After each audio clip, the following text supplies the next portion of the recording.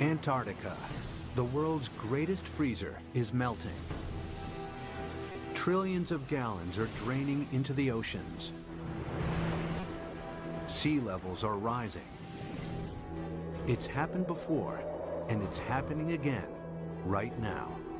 It's not a question of will sea level rise a large amount. It's only a question of how fast that will occur. How will humans fight back before our cities are inundated? Holding off the sea would be the major employer of the world by 2100. Massive levees to defend our coastlines. Floating towns and cities. Vast dams connecting continents. It's our greatest challenge yet, Earth underwater.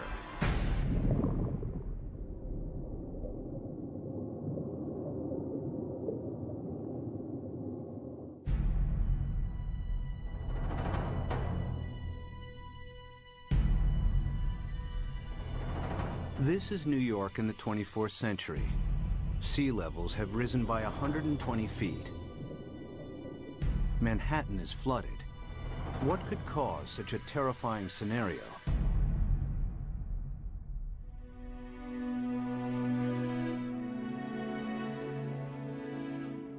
The answer lies here, in Antarctica, where vast amounts of frozen water are locked up in ice.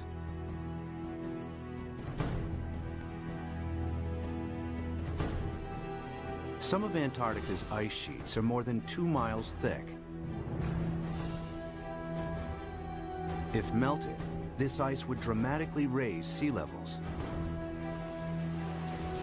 And the melting has already started. Taxi Jackson, complete.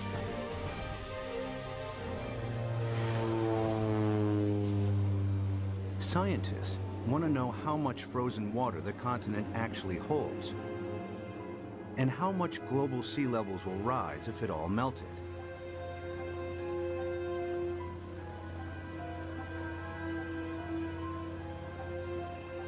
Specially equipped aircraft send radar beams deep into the ice, which reflect off the bedrock and measure the depth of the ice sheet.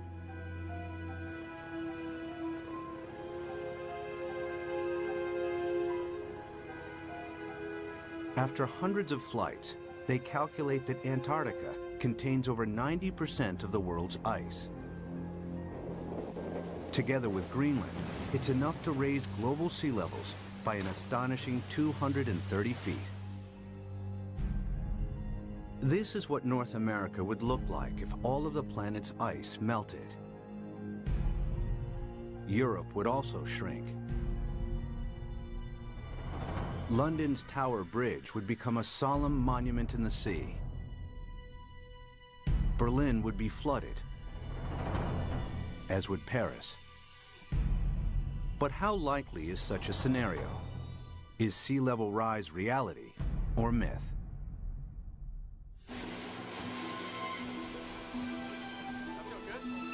Professor Peter Ward is a paleontologist and astrobiologist. He's written extensively on the history of life on Earth.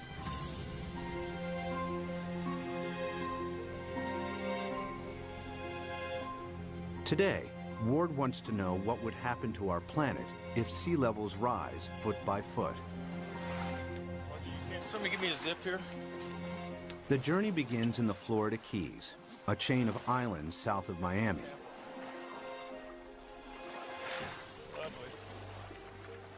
He's looking for clues from the past that may help predict the future of our planet. All right, guys, you want to go swimming? You ready?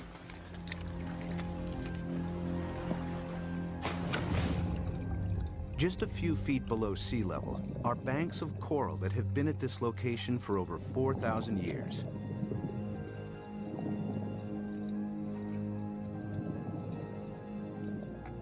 During this period, sea levels have been stable, not just in Florida, but around the world. Who's going swimming with me? Come on, boys. But it hasn't always been like this.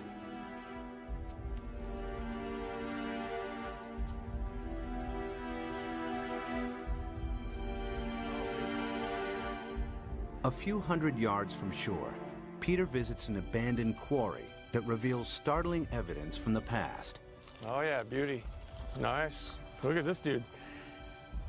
Sitting right in growth position, grew straight up. Very nice. I came here at a very young 23 years of age. Our professor brought us to this quarry and said, this is a perfect reef, and it is. Look at this big coral sitting right in place. This is how corals grow straight up. And not very far offshore from us, we have these same corals living in place. And these things have to live in at least 10 feet of water. So we're sitting here. There's not been any volcanism. Nothing has lifted Florida up. How could you get this coral this high up in the air now, unless you had sea level, at least another 10 feet above this? It was the first indication to me that sea level, which I knew had gone down and come up, but I had never thought that it could be higher than it is now. If history repeats itself, our coastal cities would be inundated. Sea level rise is not a myth. It could happen again, just as it's happened before.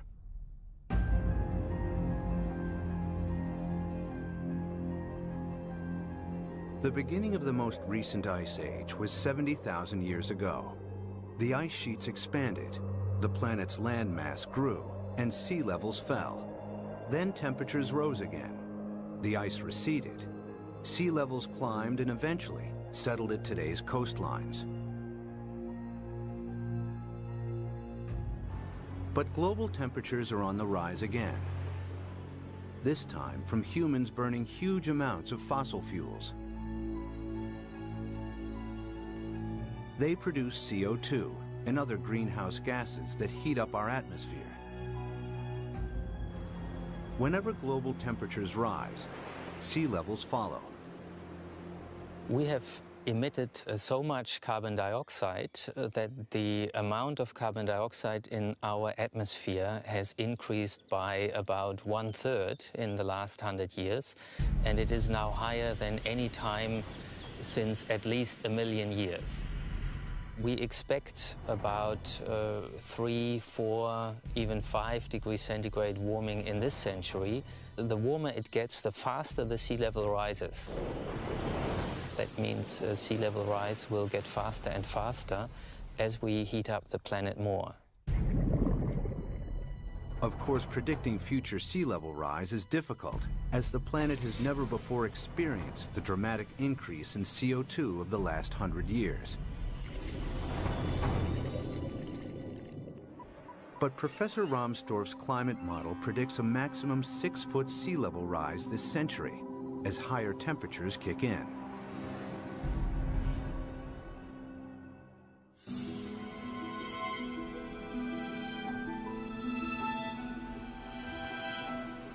One city that would face inundation this century is Miami, Florida. Just a few feet above sea level, it has virtually no defenses against a rising ocean.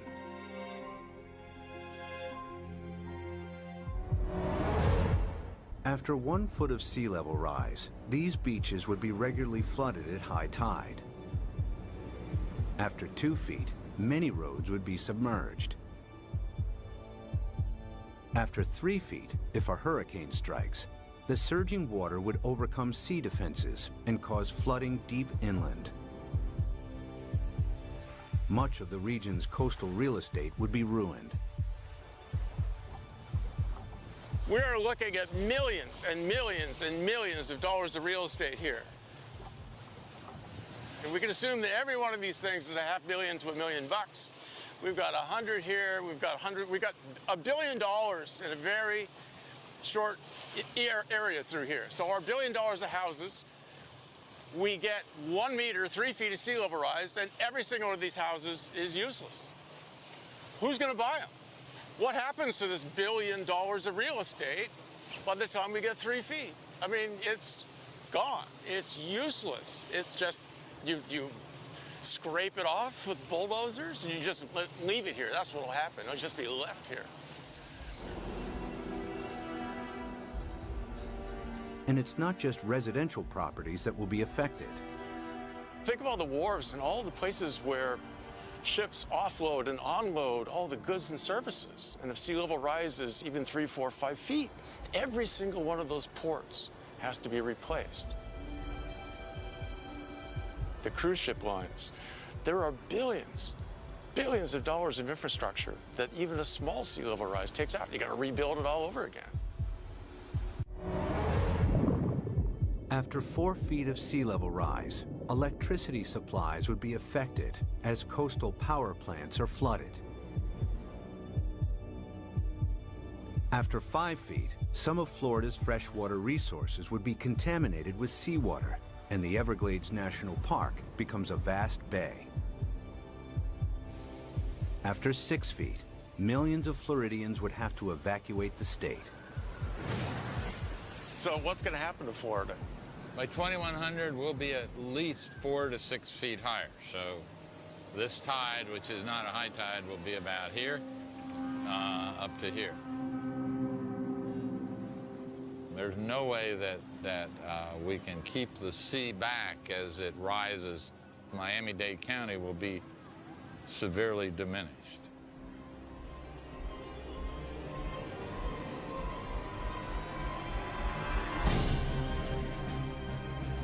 By 2100, after 6 feet of sea level rise, Miami would look like this.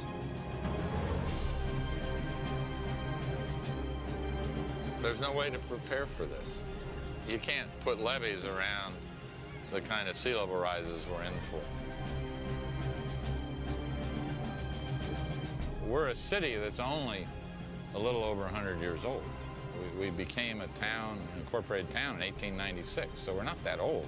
But we may not make it for the next 100 years. The only way to prevent Miami from flooding would be to construct a vastly expensive system of levees surrounding the city. It would be a major engineering challenge, as Miami is built on porous ground that allows seawater to seep through. Alternatively, if Miami was flooded, the city would eventually have to be abandoned. There are cities you can save and cities that you can't save, and the choices will be based on, can we dike it off, can we put it off, or is this too expensive, not worth the price, not worth the effort. One city determined to defend itself against the sea is New Orleans, Louisiana. During Hurricane Katrina in 2005, large parts of New Orleans were flooded after a storm surge raised sea levels by 20 feet. The city lies several feet below sea level. Its antiquated locks and levees weren't strong enough to hold back the rising sea. As the storm pushed the Gulf's surging waters into Lake Borgne and onwards into the city's canals, New Orleans' sea defenses broke in 50 places. We had some levee and flood wall failures in the hurricane system, and the combination of that overtopping of the levees and the flood walls that failed caused massive flooding throughout the city. About 80% of the city of New Orleans was flooded following Hurricane Katrina.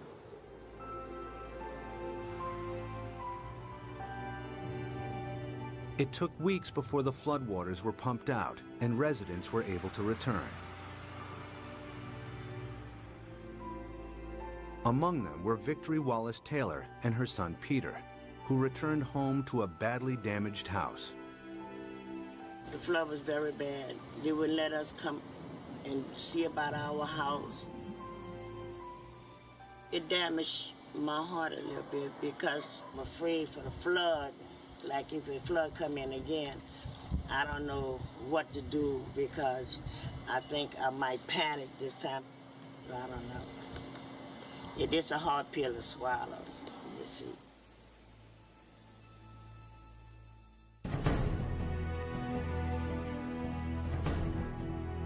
To prevent New Orleans from flooding again, the U.S. government is investing billions of dollars in the city's sea defenses. Along the riverbanks, the U.S. Army Corps of Engineers is strengthening New Orleans' levees and locks. Their work here provides future insight into the kinds of construction that may be needed to protect coastal cities around the world against rising sea levels. We learned a lot of key lessons, and some of the key lessons learned were incorporated into the designs for the Greater New Orleans Hurricane Storm Damage Risk Reduction System. And that system is a series of many different aspects. It has flood walls, it has pump stations, it has levees. There's the series that we call the multiple lines of defense. New Orleans defense takes a unique approach against the rising water by confronting the enemy itself.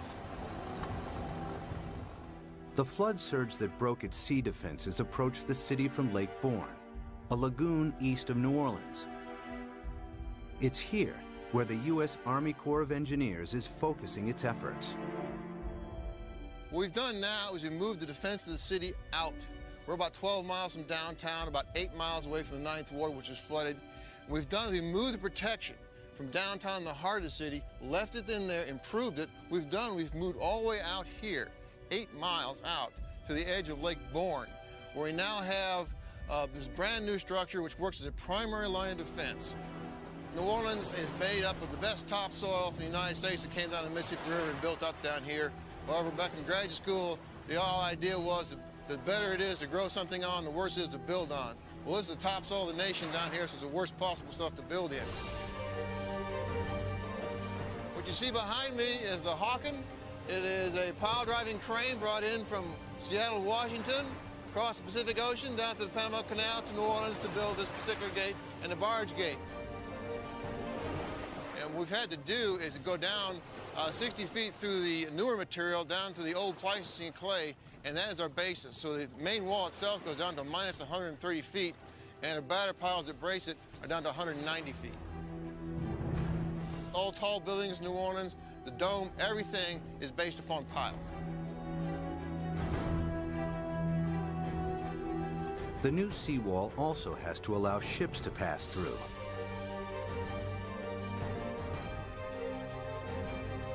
Dry cofferdams are put in place to construct barge and sector gates. The concrete is poured, the dams are flooded, and the gates can be completed.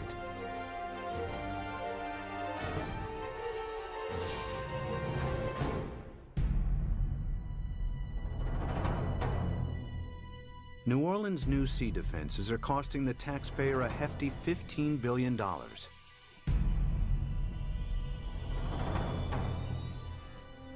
But their design only accounts for storm surges that build from sea levels today.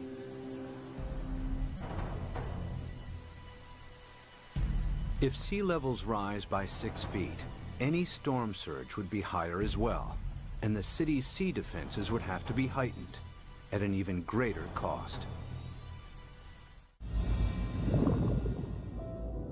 Not every country can afford to spend billions on sea defenses. In Bangladesh, many of its 150 million inhabitants live at or just above sea level. Merely 3 feet of sea level rise will have a devastating effect on the country's population. Turns out the area of the world that would be most vulnerable to sea level rise would be Asia. The rice-growing river deltas in Asia that are very close to sea level. Even a modest 3-foot rise would put half the rice land in Bangladesh underwater. Bangladesh has over 100 to 120 million people, and that number is rising fast. A great deal of its land just simply gets covered by water. And again, once you have salt water coming up, it's not just the land that's covered, it's the intrusion of salt. Even a 3-foot sea level rise wipes out half its rice crop. Their population is going up a third, and their land is being shrunk by a third. You know, you do the math. It's a catastrophe coming at us. Much of Bangladesh is a vast muddy delta that can't be defended. 6 feet of sea level rise spells disaster. It would displace millions, probably at least a few tens of millions of people. Where are they going to go? India's already built a wall between India and Bangladesh. They're anticipating there are going to be a lot of Bangladeshis starting to move, looking for a place to go, and Bangladesh itself is already one of the most densely populated countries on Earth. And then there are another 18 or 20 rice-growing river deltas in Asia, the Irrawaddy in Burma, the Pearl River Delta in China, and so forth, that would be affected in varying degrees by the rise in sea level.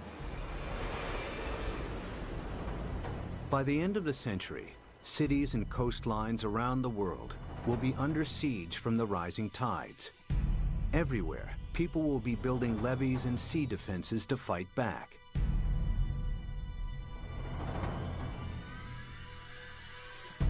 But sea level rise won't stop at 6 feet. They're likely to rise at an even faster rate. As the predicted melt of Greenland and Antarctica accelerates, exposed cities may not have time to build new sea defenses. Clues about the speed of future sea level rise are found during the time of the last ice age.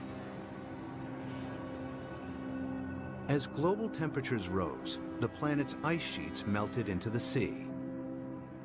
Sea levels increased by a staggering 390 feet until they settled at today's levels. How fast did this happen? The answer may help predict how quickly sea levels could rise in the next century, and how much time we have to defend our coasts. Professor Rick Mortlock is one of the world's leading experts on past sea level rise.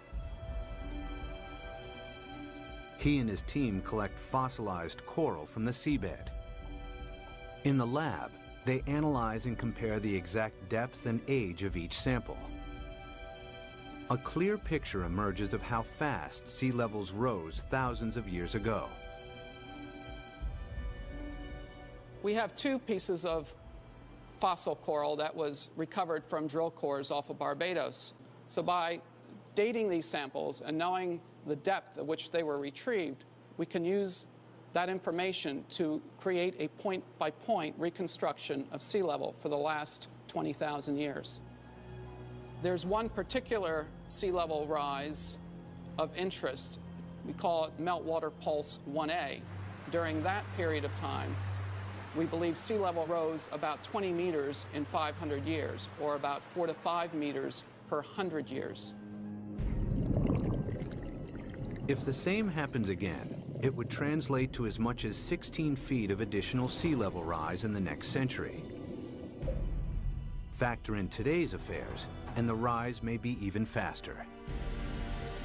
If we don't get emissions under control, the rate of sea level rise will keep accelerating.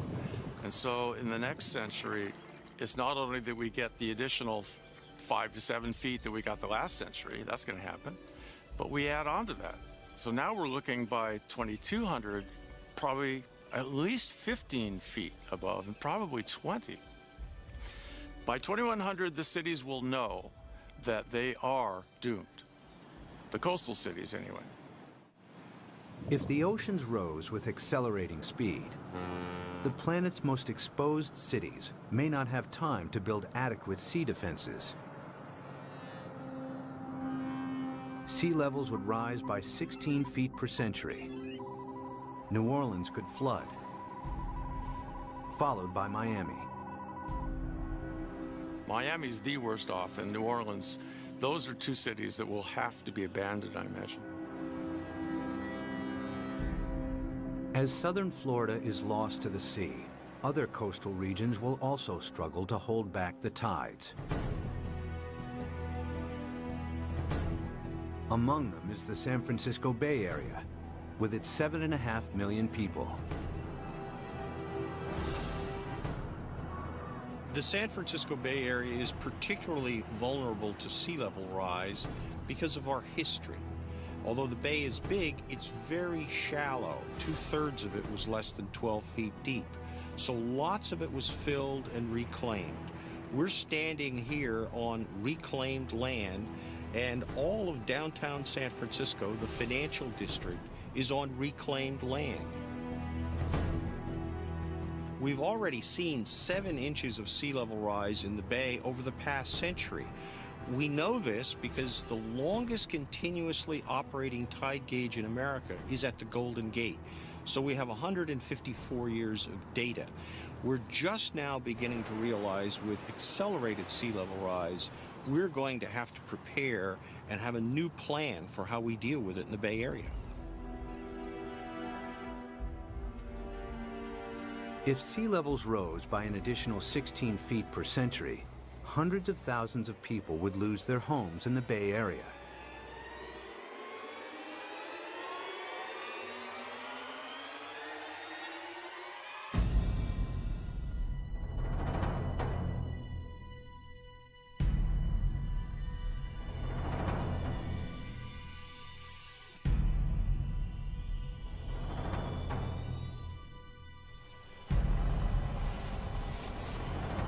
To protect San Francisco Bay, levees would have to be built on a massive scale.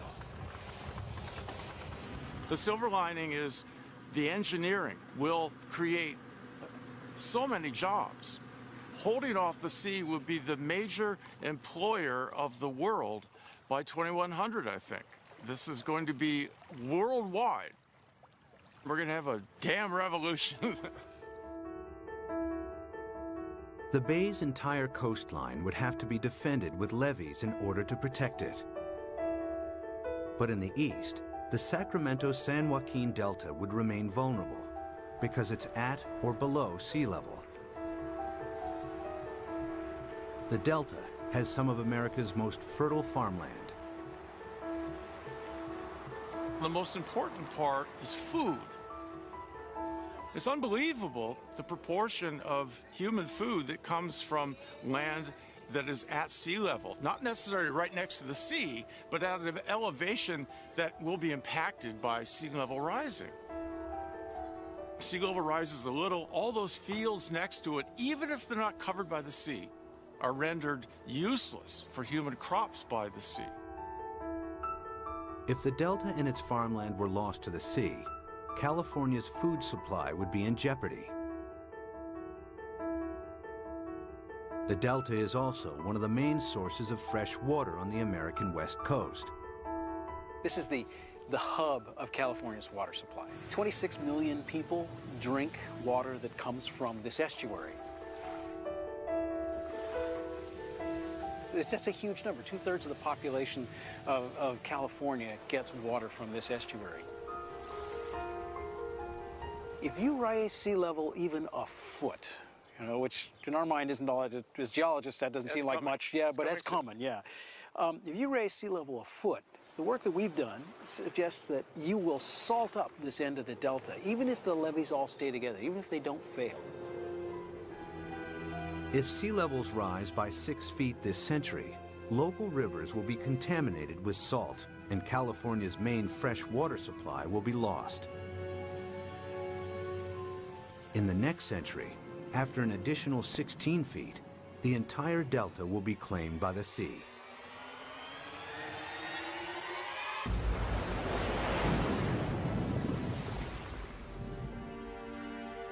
But there may be a way to defend both the Delta and San Francisco Bay. San Francisco is among the best, easiest to save. The most radical solution would be putting a big dam right across the bay under the Golden Gate Bridge. On the ocean side, the sea is about 130 feet deep. Building a dam would be controversial and would turn the bay into a freshwater lagoon. But at a time of intense sea level rise, some may consider this the best option.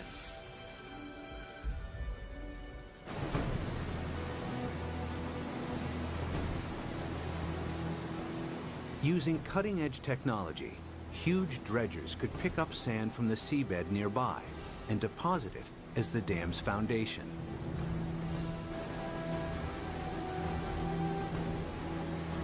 The dam's shallow incline would ensure maximum stability against earthquakes, breaking the power of the ocean waves with ease.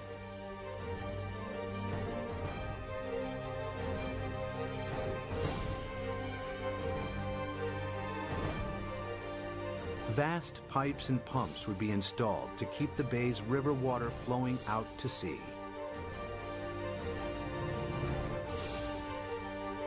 The Golden Gate Dam would cost $2.5 billion and could be heightened to deal with any sea level rise in the future. San Francisco and the Bay Area would be saved.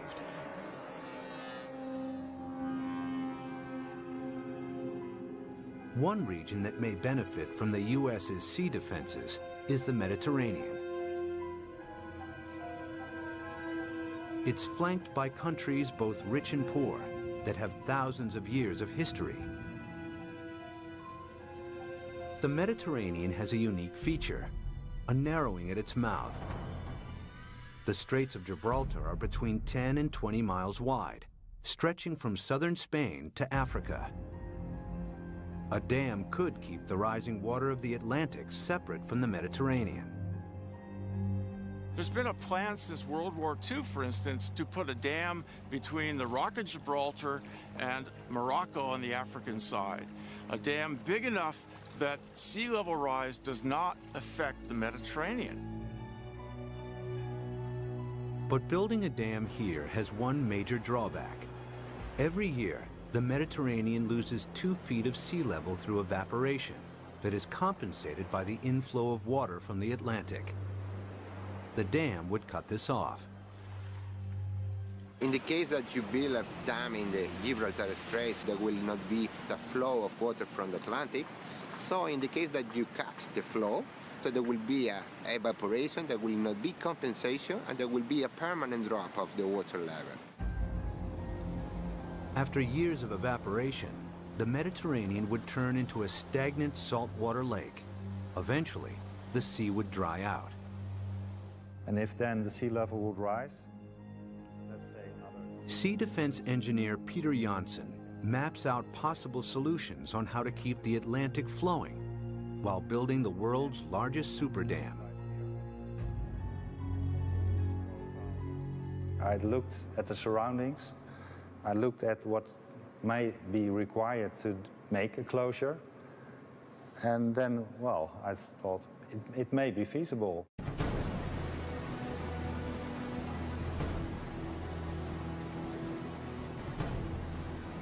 One of Janssen's solutions is to use the same building techniques applied to the Golden Gates. The dam would be 20 miles long and tower 1,250 feet above the seabed, the same height as the Empire State Building. Another solution is to keep the natural flow of the Gibraltar Straits. Huge amounts of Atlantic surface water will flow into the Mediterranean. At a much lower depth, some of the Med's saltier water will be pumped back out again, keeping the sea's salt and sea level stable. The world's greatest super dam would cost $275 billion. The total cost related to what may be the impact for all the cities around the Mediterranean, it seems acceptable. It may be a solution. The Gibraltar Dam would be the world's largest man-made structure, using enough rock to build 1,000 Great Pyramids. Although the dam would cut off the migration of marine life between the Med and the Atlantic, it would save the entire Mediterranean coastline from flooding. It's certainly technologically possible. The old cradle of civilization becomes really the center of civilization. They would be the last coastal cities never affected by sea level rising.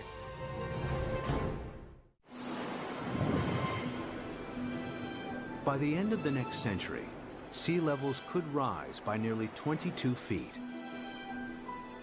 Some cities may be saved through the construction of super dams. Others that can't be defended are lost to the sea.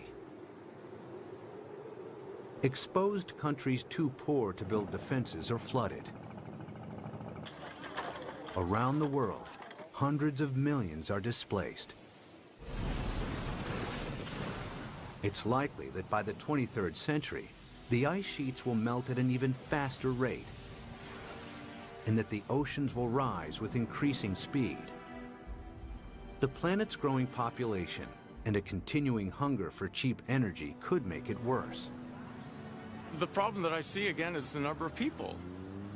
Every new person is going to want housing. Every new person is going to need food, obviously, and want transportation. Let's say that all of us cut our gas emissions. So 6.5 billion of us cut down by a third all of our usage, and then we raise the population by a third. All those new people are just adding back to what we've cut away. Some scientists believe that our CO2 levels could quadruple over the next centuries. It would mean reaching CO2 levels last seen over 50 million years ago, when there was no ice on the planet and when sea levels were more than 230 feet higher than today.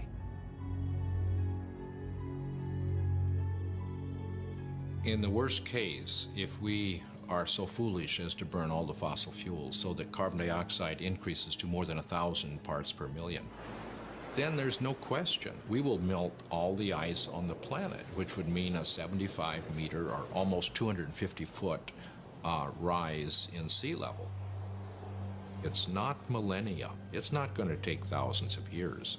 The forcing of humans is so large that it will do the whole job within a timescale of centuries, I believe.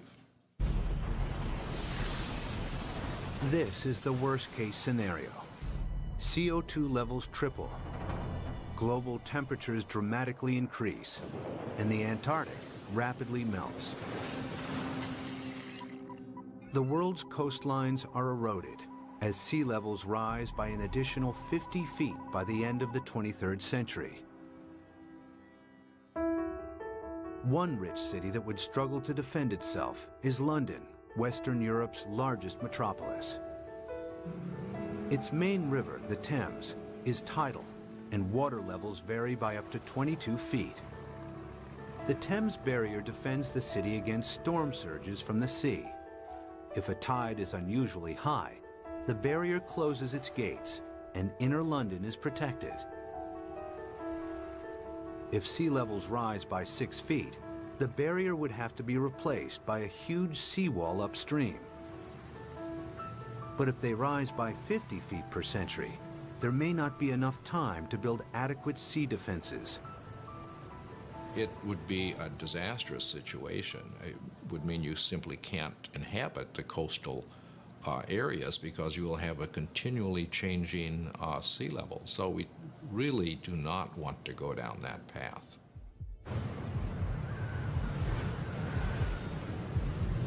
If CO2 continues to increase at a growing rate, 50 feet of sea level rise per century is a distinct possibility. The swiftly rising oceans would bypass any new seawalls. London and large parts of England would be flooded within a few centuries.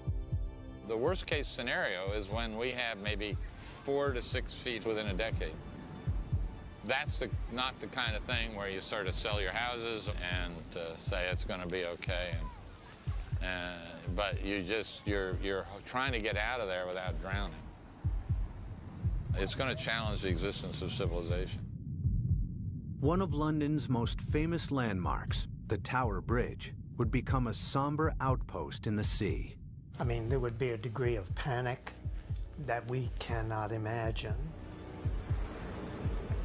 as each country tried to figure out how it somehow could survive.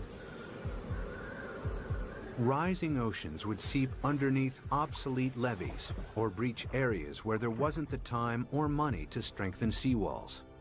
The rapidly rising sea levels would soon overwhelm large parts of continental Europe.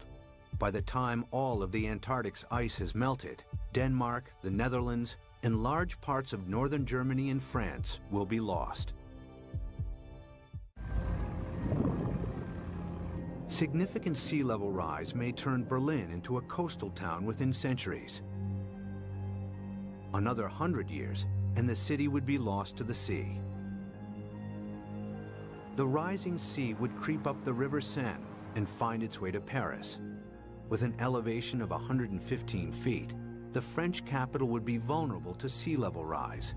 After all of the planet's ice is melted, it will flood. The affluent countries would try to protect their borders against millions and millions who would be leaving the areas most severely affected. But the stresses associated with migration on this scale are unimaginable. The meltdown of the planet's ice sheets would completely transform our world. But even as our coasts are pushed back by the rising oceans, resourceful humans would try to adapt.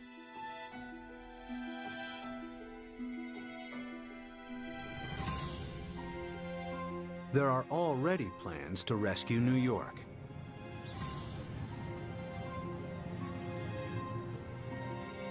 Manhattan Island is flanked by two fast-flowing tidal rivers. The entire city is directly exposed to the North Atlantic and extremely vulnerable to sea level rise.